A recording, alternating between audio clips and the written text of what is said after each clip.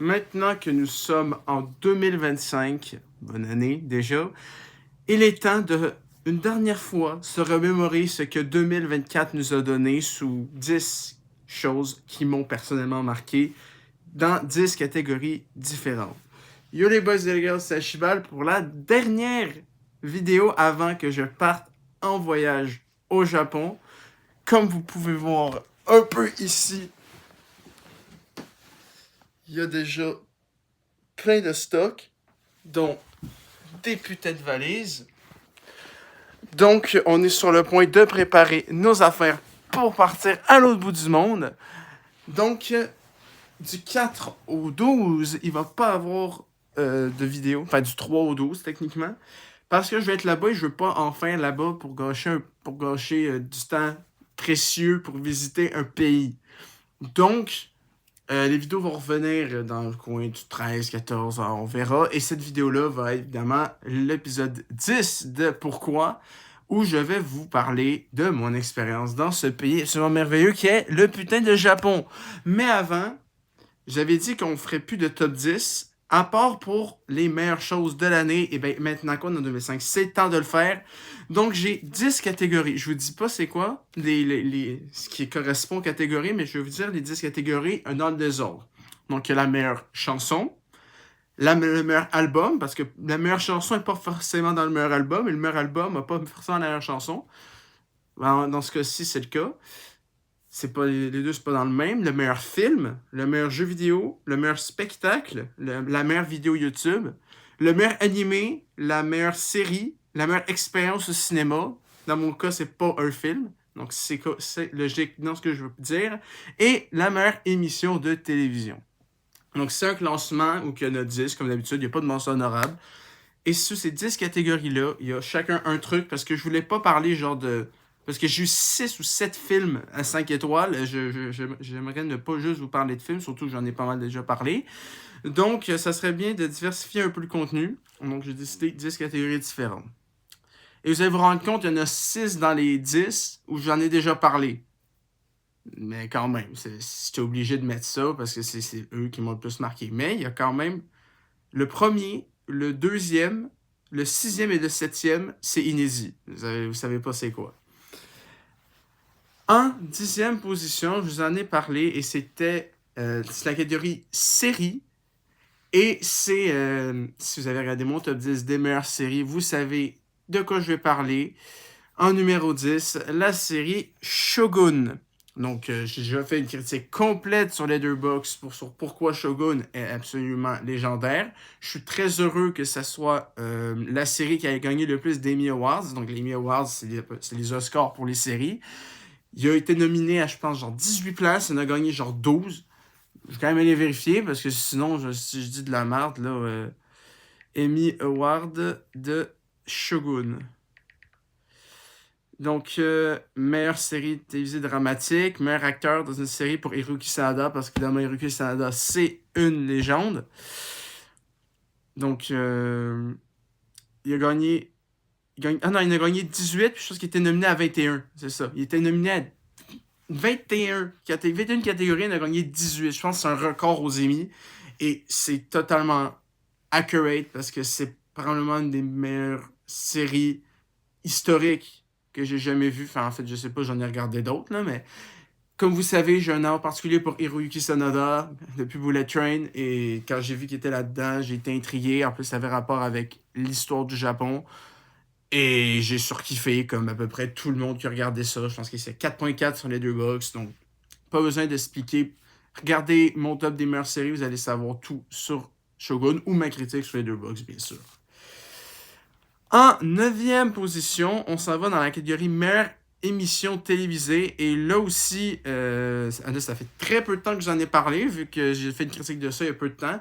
Il y avait 4 candidats. Il y avait La Voix, Les Chefs, le maître du jeu et une dernière, c'est-à-dire bordel de cul, le maître du jeu et chanteur masqué. Donc il y avait 4 choix et j'ai décidé de prendre celui qui s'est terminé le plus récemment, c'est-à-dire le maître du jeu saison 3. Là, ça serait encore moins à quelque chose de vous en parler en profondeur, vu que j'ai fait une critique complète aussi sur cette émission et même un peu sur l'émission globale, sans être la meilleure saison. Franchement, j'aurais fait un top des choses de 2022, la saison 1, et un top de 2023, la saison 2. Aurait été mieux placé que la 9e place, c'est vrai. Mais j'ai trouvé que le hype du jeu, dans toutes les émissions que j'ai regardées, c'était la plus constante. Hein. La voix, il y a eu des choix désastreux. Chanteur masqué, la majorité des chanteurs en dessous des masques, je les connaissais pas. Et dans les chefs, ben, il y avait des choses qui étaient un peu frustrantes, hein, les gagnants et tout. Mais le maître du jeu, c'était la plus constante. C'est celle qui m'a fait le plus rire de manière... j'ai l'impression que je veux dire constante tout le temps, mais c'est ça. La constance est fait que cette émission de télé est absolument magnifique et que c'est la meilleure émission de télévision pour moi de cette année. Je vais pas en dire plus et aller lire ma critique. Enfin, allez écouter ma critique plutôt. En 8e position, ça, j'en ai aussi parlé, mais ça fait un petit bout quand même, donc je vais quand même rafraîchir la mémoire. Donc, pour le meilleur jeu vidéo, j'ai joué à Mario Party Jamboree, j'ai joué à Fairy Tail 2 et j'ai joué à Just Dance 2024, mais il n'y a aucun de ces jeux que j'ai terminé, donc je ne peux pas les mettre dans le top des meilleurs. Donc, je vais mettre le seul jeu vidéo que j'ai terminé cette année, c'est-à-dire Princess Peach Showtime. Vous avez peut-être pas vu la critique, vu qu'elle a un peu bidé, et c'est vraiment dommage parce que franchement, juste la miniature, je trouve que c'est la meilleure miniature que j'ai jamais faite. Mais c'est ça. Donc, Princess Peach Showtime, c'est le second jeu de Nintendo avec Peach en perso principal et elle peut se transformer en plusieurs choses. Hein. Je vous rappelle, il y a patineuse, voleuse, cowgirl, pâtissière, super-héroïne, détective, kung-fu, ninja, mousquetaire et sirène. Donc, ça se joue dans un théâtre et moi, j'aime beaucoup l'ambiance théâtre et les ambiances individuelles de chaque pouvoir. Donc, je dit mon top 3 en Kung Fu, Ninja et Voleuse. Et ben, c'est un peu. Ça va de soi que ce soit le meilleur jeu vidéo que j'ai joué cette année. C'est le seul que j'ai terminé. Le jeu était un peu court, certes, mais il était très qualitatif et je ne peux que vous demander d'aller jouer. J'espère encore, même si c'est peu probable, un DLC. On sait jamais, avec peut-être, je sais pas, pirate ou des trucs du genre. Donc, je peux vous en dire plus. Encore là, il y a une critique sur ça au complet. En 7 et en 8, en 7 et en 6 plutôt, c'est deux choses dont je ne vous ai pas parlé. Il y en a un que je sais parler vite fait et l'autre, je vous en ai vraiment pas parlé. Donc, numéro 7, c'est la meilleure vidéo de l'année. La meilleure vidéo de l'année, c'est une vidéo, évidemment, de Farod. Et même si je vous ai dit que Farod était mon YouTuber préféré, je vous ai pas dit c'était quoi ma vidéo préférée de ce dernier. Et cette vidéo-là, c'est une vidéo qu'il a fait avec Julien Bartakov, qui est un expert... en fait, c'est pas un expert, c'est lui qui a créé le nom français des Pokémon de la première et seconde génération. Et donc, ma vidéo préférée, c'est celle qui a fait, la première qu'il a faite avec lui, donc le secret des noms français des Pokémon, qui est une interview avec lui. Et cette année, il y a très peu de temps, il y a à peine 2 semaines, Farod a refait une vidéo avec Julien Bartakov. Et c'est cette même vidéo, donc la vidéo se nomme On recrée le nom des Pokémon avec Julien Bardakov, donc c'est avec 7 miniatures, c'est une vidéo d'à peu près 1h10, où ces derniers essayent de trouver pour les 151 premiers Pokémon des noms alternatifs, des noms sans contrainte, juste comme ça pour le fun. Et c'est surtout ça qui me fait vraiment kiffer, c'est l'ambiance très cozy, l'ambiance très on est avec eux dans leur salon, dans une petite soirée où on se décide, on va créer des noms de Pokémon avec le mec qui a créé le nom des Pokémon en français. Donc, malgré le fait que ça date d'il y a très peu de temps, et ça m'a beaucoup marqué, parce que ma vidéo préférée de Farod est donc probablement ma vidéo préférée de YouTube, c'est celle que je vous ai dit avant, qui est quasiment 2 heures, où Bardakov dit à Farod toutes les origines des noms des Pokémon. Et ben là, c'est la même chose, c'est avec lui, mais c'est plus cosy, c'est pas une interview, c'est vraiment une discussion. Et j'ai beaucoup aimé ça. J'ai beaucoup aimé l'ambiance. En plus, Pokémon, on sait que je voue un amour assez grand à Pokémon. Donc, je suis assez heureux de l'avoir regardé. Et je sais que j'ai regardé beaucoup de vidéos. C'est vraiment la chose que j'ai le plus regardé cette année. Mais sachant que la première qu'avec Bardakov est ma vidéo préférée de YouTube. Si on ne compte pas des MV. Hein, si on compte les MV, c'est l'MV de Bruce and Tears qui est absolument magnifique. Mais si on parle de vidéos pure YouTube, c'est celle-là. C'est la première avec Bardakov, ma préférée. Et celle-là, c'est ma préférée de cette année. Probablement une de mes préférées de YouTube aussi. Quand Farad est avec Bardakov, ça finit forcément bien. C'est ça que je veux dire. En 6e position, j'en ai parlé vite fait, mais un peu dans la critique de Jin, mais c'est juste pour dire, là, je vais rentrer un peu plus dans les détails. Le meilleur animé. J'ai regardé quand même pas mal d'animés l'année dernière, comme Ranma 1/2 ou Mission Yuzakura Family, mais celui qui m'a le plus marqué, c'est probablement celui qui va gagner l'Anime Award du meilleur animé de l'année. J'en suis déjà convaincu. En 6e position, je parle de l'animé Dandadan. Bon. Est-ce que vous en avez entendu parler de Dandadan? Je sais pas, mais en tout cas, ce que je sais, c'est que c'est absolument légendaire. Déjà, l'opening Otonoke de CreepyNuts est le meilleur opening de l'année et la meilleure chanson japonaise de l'année sans aucun problème. Et c'est aussi, Dandadan, pour moi, le meilleur produit que le Japon nous a donné cette année. Si vous connaissez, vous savez que c'est une fille qui croit aux aliens. Non, c'est un mec qui croit aux aliens et une fille qui croit aux fantômes qui nouent une amitié très particulière quand ils se rendent compte que les deux existent. Et avec d'autres personnages comme la grand-mère qui a aucunement l'air d'une grand-mère. Désolé, mais je veux pas croire que cette madame-là a 80 ans. C'est impossible. Donc, avec ça, on vit plein d'aventures où ils combattent des démons, des fantômes et des extraterrestres. Et ce qui est très particulier, c'est déjà l'humour qui est unique. Le style visuel aussi qui est très particulier, mais encore là, très singulier, parfaitement adapté à ce que l'anime raconte. Les personnages sont tous très intéressants à suivre. Donc, je suis pas surpris que ce soit l'anime de l'année. Ça mérite totalement cette palme, sans problème. En 5e position, c'est le meilleur spectacle de l'année. Et ça, je vous en ai parlé il y a quelques temps aussi. C'est un spectacle qui s'est passé au Club Soda de Montréal. Je parle du spectacle de Little Big. Donc, mon spectacle... mon seul spectacle.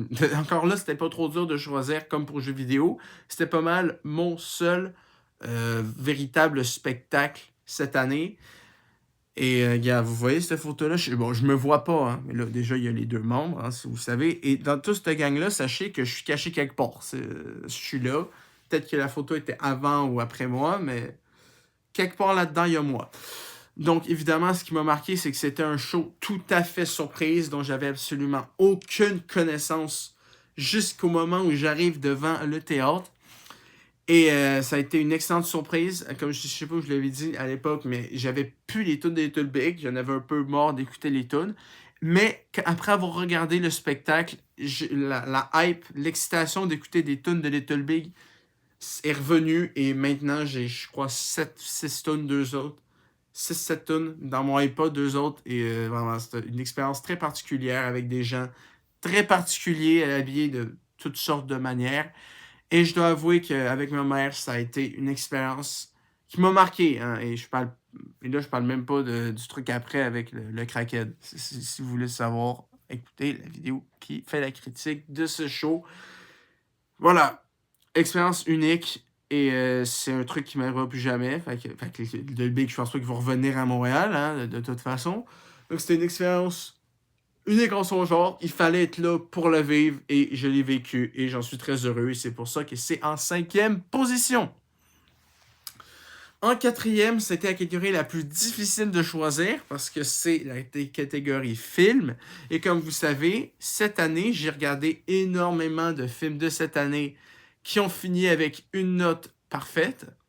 Comme on peut le voir sur mon Letterboxd, ça n'a pas été très facile. Donc, attendez un peu. Donc, meilleur film de cette année. Donc, on a eu Kraven, même si je sais que c'est pas forcément le film préféré de tout le monde, mais moi, je l'ai surkiffé. Sonic 3, Conclave, Monte Cristo, Le Cascadeur. C'était absolument magnifique comme film, mais il y en a un et qui est top 1, et ce depuis le début de mars et je sais d'avance que c'est ce film qui va gagner la majorité des Oscars et c'est probablement lui qui va gagner l'Oscar du meilleur film parce que même cette année, je vois absolument aucun film qui pourrait avoir la palme du meilleur. Parce que tous mes préférés, c'est pas vraiment des films, comme on dit, Oscar bait, donc des films que les Oscars remarquent. Mais Dune 2, c'est sûr que ça finit aux Oscars.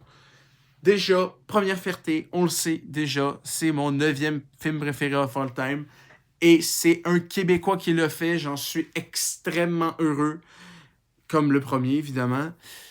Donc, un cast absolument fou. On a Timothée Chalamet, Akal, Lisanne Al-Gaïb.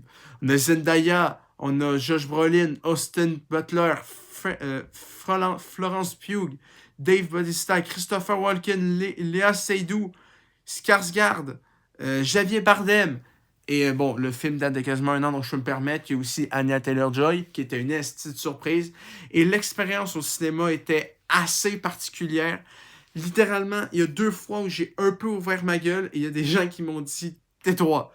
C'est la première fois que je vois des gens tellement concentrés sur un film qui demandent à tout le monde de vraiment se le fermer. Et je comprends, je l'ai pas pris mal, hein, parce que vraiment, il fallait être complètement focus sur le film pour parfaitement visualiser pourquoi Dune est le meilleur film de l'année et probablement...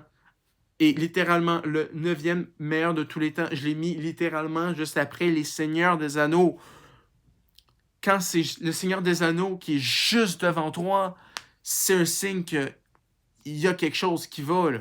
C'est certain que ça va finir aux Oscars et partout, là. Si c'est pas ça le meilleur film de l'année, je vois pas ce que ça peut être d'autre. C'est pas Craven ou Sonic 3, malgré leur qualité, qui va gagner. Bon, il y a Conclave, oui, il y a Monte Cristo. Monte Cristo, déjà, ça serait bien qu'il soit un film étranger, déjà.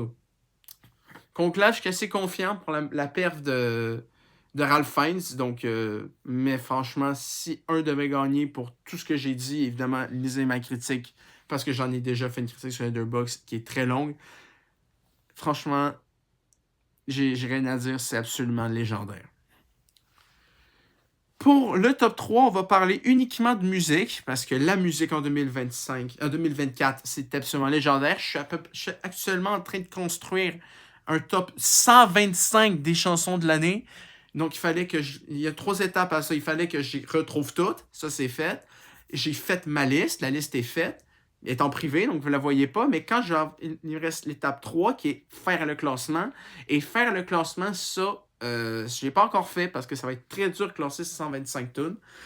Mais il y a une artiste dans ce top qui a prédominé tout. C'est Dua Lipa avec Radical Optimism, qui pour moi est le meilleur album de l'année. Et il y a de la compétition. Il y a Rosie de Rosé, il y a Jin avec Happy, il y a Jimin avec Muse. On va en reparler de Jimin. Et évidemment, RM avec Right Place, Wrong Person, mais c'est pas de la K-pop qui a gagné cette année, c'est un album de Dua Lipa, le 3e, donc aussi je vous ai fait une critique, je pense même que c'est ma 2e ou 3e critique, donc ça remonte à assez longtemps, mais faut pas oublier toutes les dingueries qu'il y a dans cet album-là. Houdini, c'est quand même motherfucking Houdini. Illusion, Training Season qui a fini dans Just Dance, c'est quand même... c'est des tonnes de fous. Et regarde, qu'est-ce qu'on a d'autre? On a End of an Era, on a Training Season, c'est ça. These Walls, What You Doing, French Exit, Illusion, Falling, Maria et Happy For You. Je sais, il y a aussi Anything For Love, mais celle-là, je l'ai pas. Mais j'ai quand même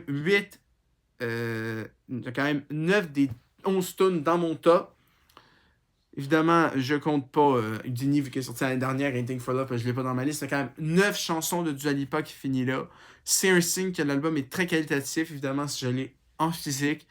Et vous doutez, depuis cet album-là, j'aime encore plus Dua Lipa qui est passé de la 6e place de mes artistes préférés à la 3e.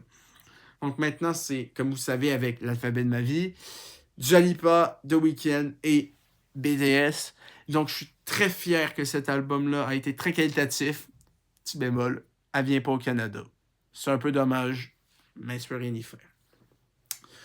En seconde position, c'est la meilleure chanson de l'année. Je vous ai dit que le classement de mes chansons allait être difficile. Oui, à part pour mon top 1. Je sais déjà quel est mon top 1 de cette année au niveau des chansons. C'est pas une chanson de Dua Lipa, même si Illusion et Training Season et les autres vont être très bien placés. C'est une chanson de Jimin, donc évidemment, on est encore sur du BTS. C'est la chanson forte de l'album. Bon, c'est pas Smeralda Garden Marching Band, mais bien Who. Who de Jimin, je l'ai faite dans Rhythm Hive, qui est le seul jeu que j'ai sur ma tablette, qui est un jeu de rythme avec des chansons de Hype Label, donc BTS, TXT, Seventeen, New Jeans, Boys Next Door, le Seraphim. Et j'ai fait cette chanson-là sur ce site-là et je me suis rendu compte après celle-là que clairement c'est la meilleure chanson de l'année. Et très franchement, Set Me Free reste une chanson absolument merveilleuse, mais je vais être très honnête, j'accroche maintenant plus à Who qu'à celle-ci.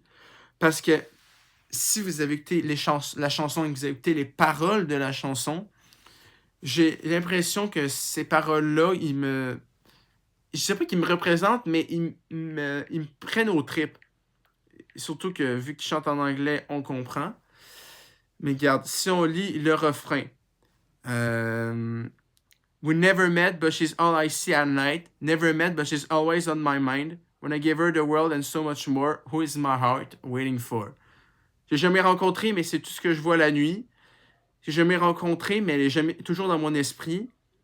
J'aimerais lui donner le monde et toujours plus. Qui est-ce que mon cœur attend-il? Et il y a aussi le petit bout qui est en plus un peu plus tard. Donc, is she someone that I see every day? Is she somewhere 1,000 miles away? When I give her the world and so much more, who is my waiting for? Donc, ces deux petites lignes-là, je les trouve particulièrement intéressantes. Donc, est-ce que c'est quelqu'un que je vois tous les jours ou quelqu'un à l'autre bout du monde? Ouais, je trouve que ça représente beaucoup le fait que je sois toujours célibataire. Mais voilà, c'est une chanson d'un mec qui est obsédé par le fait que quelque part dans le monde, que ce soit proche de chez lui ou loin, il y a quelqu'un dans le monde qui l'attend pour être avec lui en amour. Et je trouve que la chanson me représente beaucoup parce que c'est un peu ce que je me demande aussi. Est-ce que la future Mademoiselle Charmeyer...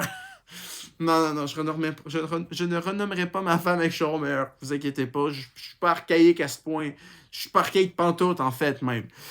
Mais voilà, la Miss à cheval, je sais pas moi si elle est littéralement à Saint-Basile ou si qui sait, je vais peut-être la rencontrer au Japon, hein, on sait pas. Voilà, is she someone I see every day or is she somewhere 1,000 miles away? J'adore les paroles de cette chanson-là. À chaque fois que j'écoute cette chanson-là, j'ai des frissons qui me traversent tout le corps. C'est logique, ça va de soi.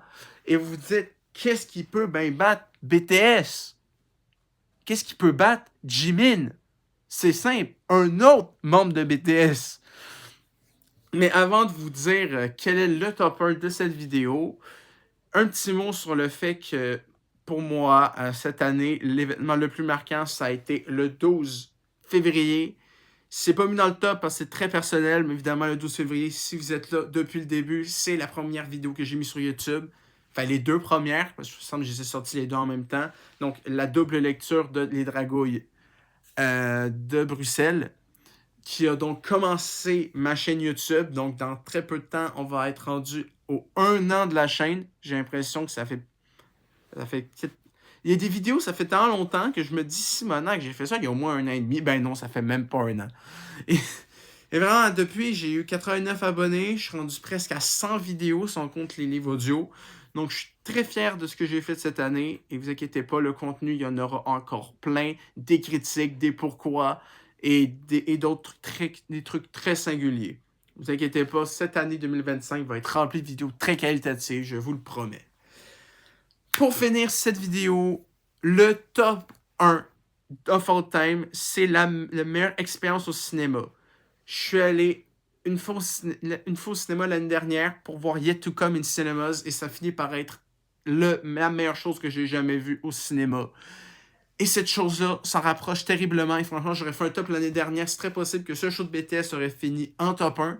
Et bien, c'est aussi le cas cette année. C'est un top 1 BTS. Donc, ma meilleure expérience au cinéma est pour moi la meilleure chose que j'ai vécue cette année en 2020, l'année dernière en 2024. Je l'ai vécu le 22 septembre et c'est Jungkook, I Am Still, qui est comme les documentaires pour les autres albums des membres de BTS, un documentaire slash spectacle slash vlog où on voit comment Jungkook a créé Golden, aka le meilleur album de l'année dernière, avec des chansons comme Seven, Treaty ou Standing Next to You. Et c'est dans le même principe que J-Hope in the Box, Sugar Road to D-Day et Jimin's Production Diary. C'est ça, c'est des documentaires sur la création d'un album. Et vu que c'est l'album que j'ai préféré l'année dernière, on a eu des performances scéniques absolument merveilleuses. J'ai chanté à chaque fois parce que moi, les tunes, je les connaissais toutes. J'ai toutes les chansons de Golden dans ma playlist. Et je vous jure, même si c'est juste lui en train de regarder son sel ou d'être au médecin ou même juste de faire un somme, dormir, peu importe ce que Jungkook faisait dans ce putain de documentaire, on était excités de suivre dans sa vie quotidienne parce que c'est Jungkook. Et vraiment, j'ai surkiffé tout de ça, même les moments les plus anodins. Encore là, j'en ai fait une critique si vous voulez la voir. Mais j'ai vécu un moment absolument unique avec ma mère lors du visionnement de ce documentaire spectacle. Donc, je ne peux mettre autre chose en première place que ce show / expérience au cinéma en rapport avec BTS. Merci pour de m'avoir suivi pour autant de vidéos que ça. Je suis très heureux. Et j'espère que tout ce que je vous ai fait cette année vous a plu, dont cette vidéo. Hein, je vous rappelle les meilleures choses de l'année. Donc, la meilleure série, c'est Shogun. La meilleure émission, Le Maître du Jeu saison 3. Le meilleur jeu vidéo, Princess Peach Showtime. La meilleure vidéo, On recrée des Pokémon avec Jay Bardakov de Farod. Le meilleur animé, Dan Dadan. Le meilleur spectacle, Little Big au Club Soda. Le meilleur film, Dune 2. Le meilleur album, Radical Optimism de Dua Lipa. La meilleure chanson, Who de Jimin. Et la meilleure expérience cinéma et la meilleure chose qui me soit passée en 2024, Jungkook, I Am Still. J'espère que vous avez aimé cette dernière vidéo avant mes vacances. Il n'y aura pas de vidéo, comme j'ai dit, la semaine prochaine parce que je vais au Japon. Et évidemment, en revenant, je vais vous en faire une vidéo complète qui va être le 10e épisode de la série Pourquoi, qui va vous dire pourquoi le Japon, c'est génial, en y étant allé. Donc, ça va être une folie. Souhaitez-moi bon voyage. On se voit pas pour les 10-12 prochains jours, mais ne vous inquiétez pas, on va revenir en force en mi-janvier. Donc, bonne année. À bientôt pour des nouvelles expériences en 2025 qui, je l'espère, vont être aussi bien, si ce n'est meilleures que l'année dernière. À bientôt. Bon congé des fêtes.